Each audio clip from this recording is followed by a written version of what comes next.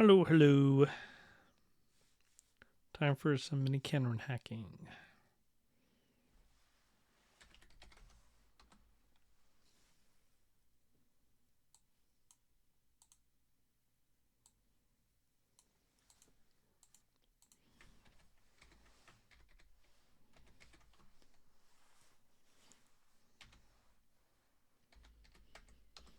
All right.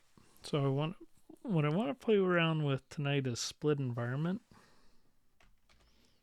Let's make a copy. The quines. Q split. All right. So what I mean by a split environment is that normally for these simple interpreters, we use an association list for an environment. So we might say X is bound to list cat dog, and Y is bound. Let's say we had numbers. We have something like that. So association list, a list of pairs where we have a variable and then the value associated with the variable in the environment. Okay, so that's the A list or association list.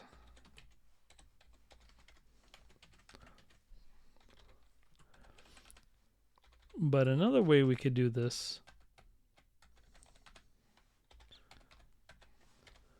there are lots of ways to represent environments, but another way, which I'll call split environment,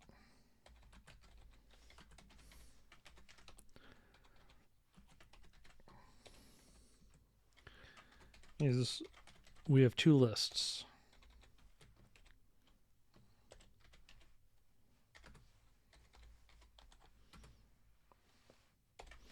Like that. So it's positional. So we have a list of variables and a list of the values they're bound to. So the first element in the list of variables is X, and the first element list of values is the list cat dog. So the next element for the variables is Y, corresponds to 6, and so forth.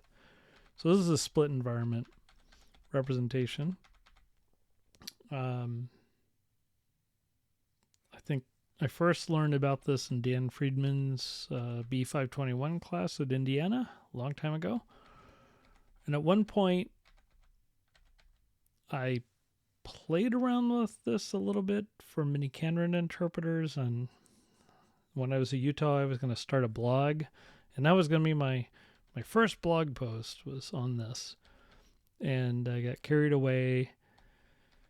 And I think I ended up writing about 20 pages of technical details that I got kind of frustrated. I threw it all away. I got kind of disgusted. But I read into some issues and I didn't really get it working exactly the way I wanted to. I was being very picky about it. So I kind of forgot about it. And then years later, Darius Bacon sent me a nice email saying that he had been playing around with it about the split and had noticed significant performance gains for program synthesis for the relational interpreters. I was like, okay, I should go back and revisit that. That sounds promising. So I went back and it's like, oh yeah, sure enough, you can get some advantages. And so okay, so why is this useful? Well, the trick that both Darius and I figured out is that since we introduced the subcento constraint in miniKanren, which is based on, it's a little bit of a long story, but it's based on what's called a freshness constraint from nominal logic.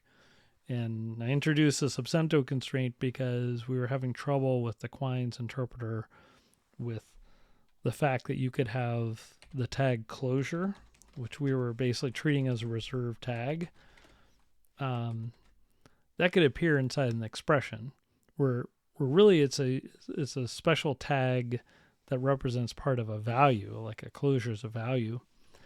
And as soon as you have quote in your language, you can end up with closures where they sort of shouldn't be unless you want to allow procedures, those objects to be considered as expressions. Normally you don't do that. You say, well, you have a lambda expression.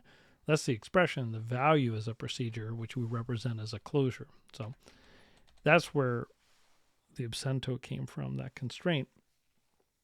But there's a neat little trick you can use where, because absento, you have T1, T2, where these are terms, that's saying that T1 doesn't appear inside of T2. T1 is not T2, and T1 doesn't appear inside of T2.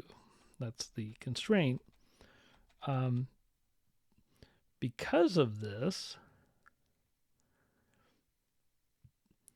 with so we have this not an invo. Let me put it this way: we have not in invo, which we have here somewhere. Yeah, here we go. So not an invo is a relation where you could say that a certain variable name is not bound in the environment. So the idea is, if, like, say we're treating lists as a built-in, like we are here, we have this not an invo saying that list does not appear in the environment, because if it did, that would mean list is shadowed. Like, that means that list is just bound to some basically user-defined value, and it's shadowing the built-in list. The same with quote. Now, if we went to a non-empty initial environment, we wouldn't represent lists this way. We would have a special primitive evaluator, and we'd say, oh, okay, so list happens to be in the initial environment, and that's bound to a primitive, and then we'd have special evaluation rules for handling primitives. But that's not how we're handling it here. But quote is a special form. Lambda is a special form. So even if we did the fancier environment type stuff, initial environment type stuff, where list would be just bound in the initial environment, we'd still have to deal with the fact that lambda is a special form, let rec, all the special forms. So we'd still have to have something like the not an invo to deal properly with shadowing, as long as we want to be like scheme and allow shadowing. So anyway, the thing about not an invo is not an invo is not lazy. Not an invo is a recursive relation. So here's the definition. We're saying that X does not appear as a variable on the left-hand side of an association list for inv, basically. So there are two cases where it succeeds. Either inv is the empty list representing the empty environment, or if inv is a association list having at least one pair of a variable to a value, that variable is not the same as this variable x, and then we recur. So this is a recursive relation. Can be expensive if inv is not length instantiated. Okay, if there's a if that association list is a bunch of pairs dot and then some fresh logic variable, then not an invo can succeed infinitely many times or unbounded number of times. So that's a problem. But also it just, this is just expensive. So it could cause an infinite loop or succeed infinitely many times, which can cause an infinite loop other ways. So that's the problem. So, whenever you have something recursive that could, say, succeed in play many times, if you can replace that with a lazy constraint where you both don't ground things unnecessarily and also it succeeds once instead of an unbounded number of times, that's like a big win. And you can avoid infinite loops, and it can be, you can improve the complexity class and stuff like that. So that's what we want to do. We want to rewrite not an invo to be lazy, and the way we can do that is with absento. So if we use a split environment instead of the association list like we are using here, if we use the split environment, if we want to say that, I don't know, say quote or lambda, let's say we want to say lambda is not an invo, then we can just, so that would be something like, right, lambda is not in the current environment. Well, what we could do is we could turn that into an absento.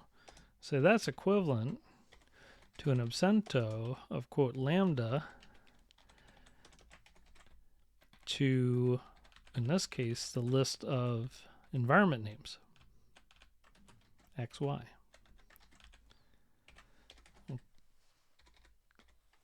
All right.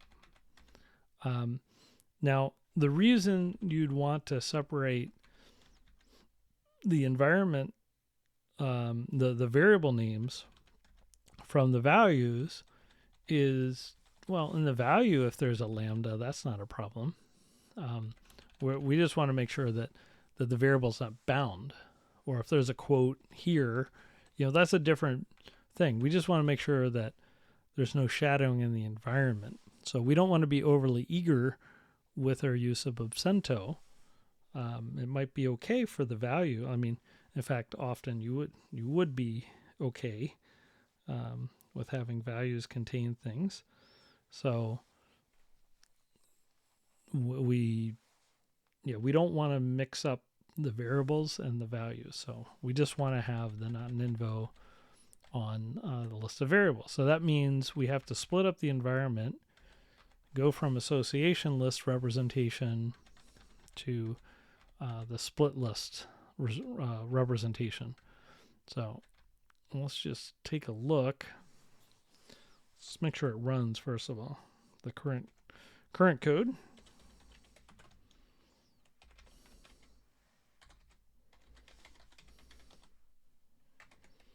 Yeah, let's do equine.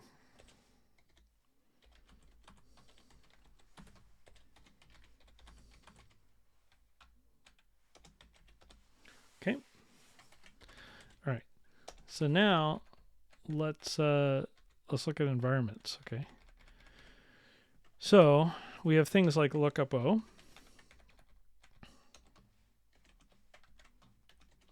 That's going to have to change. Now we can make a choice here. Either we pass around two arguments to represent the end, which would be like the var end and the val end, or we keep end as a package, this packaging up the two parts of the environment.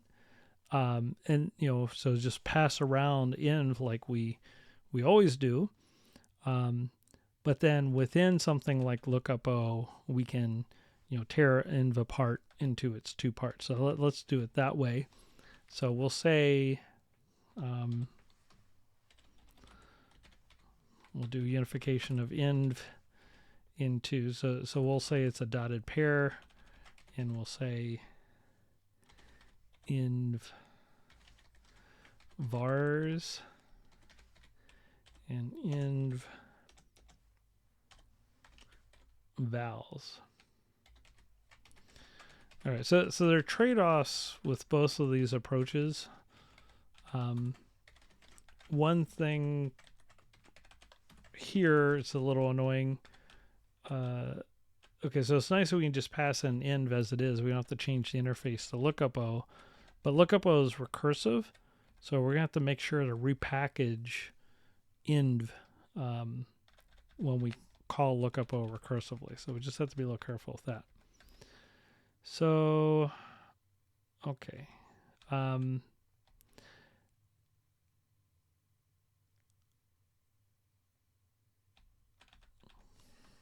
Actually, so in this case, we say it's going to be y dot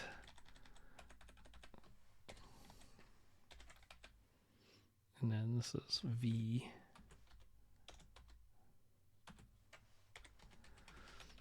Okay.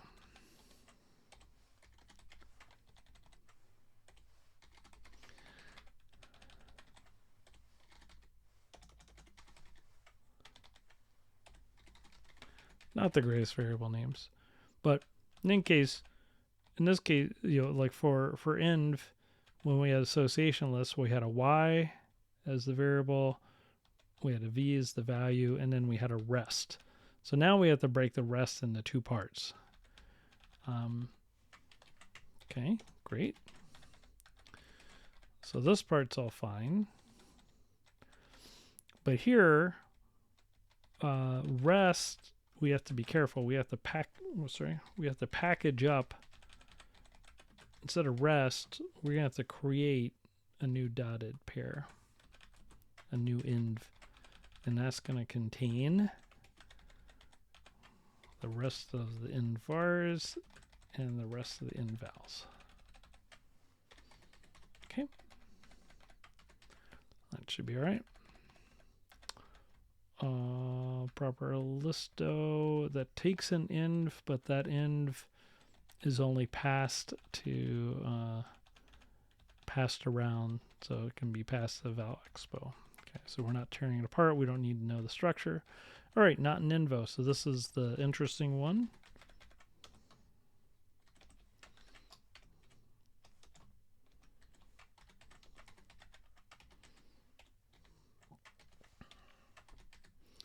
All right, so the nice thing here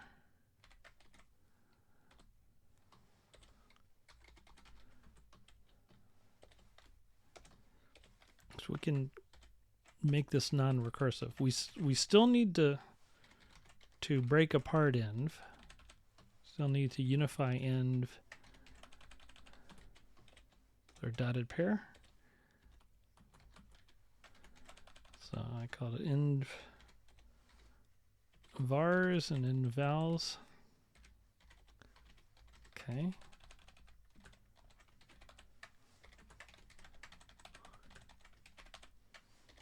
The nice thing now is we just call absento on x and env vars.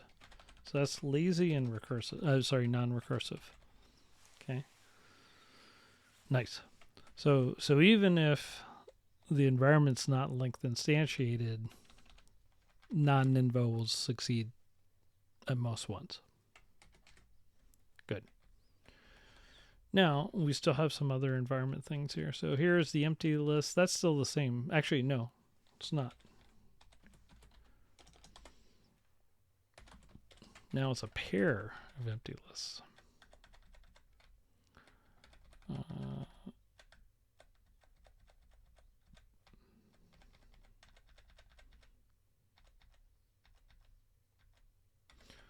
Okay.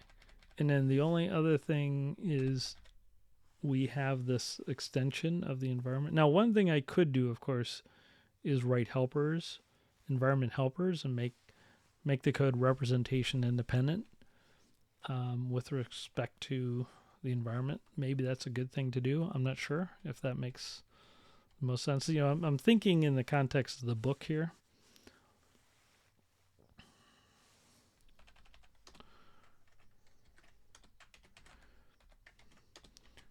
Okay. In any case,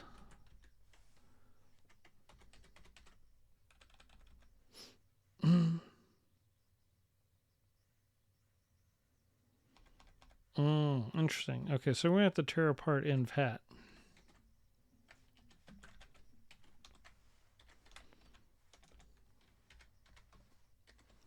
So we get env hat out of the closure.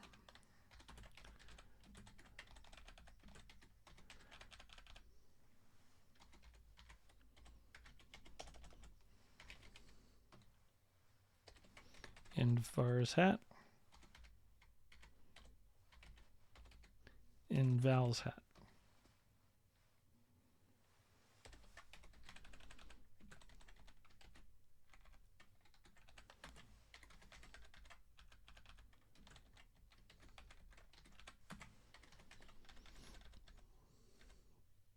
Okay.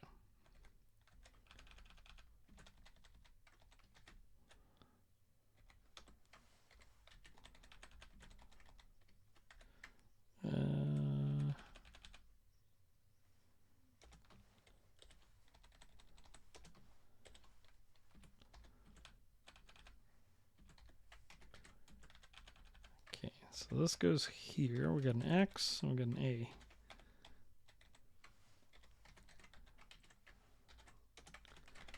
And we have X is extending the in vars list and vars hat list. A is extending the in vals hat list.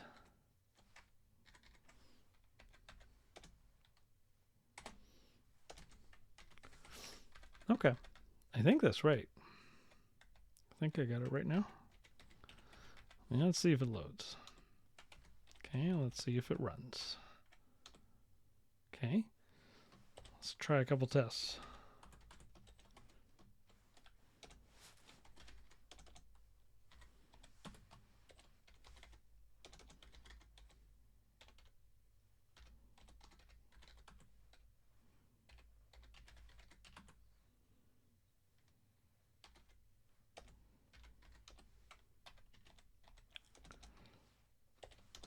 Yep.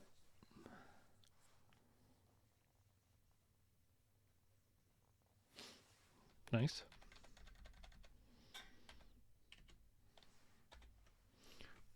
Okay, so if we look at our quine again, same quine. But now we're in a position, if we want to play some of the games we were playing with the twines and the thrines, and then maybe some of the games we were playing where we had two different interpreters with slightly different languages, say one with cons and one with list, then we could use this split environment and revisit those other other examples. Let's see if there's anything else that I want to change about this code. I don't think there's anything else I want to change about it right now. Yeah. Okay. I think that's it for now. But I think this is a good setup for us to play some other miniKanren manipulation games. I'll save the code and I have to organize and start posting this code. Okay, thank you. Have a good one.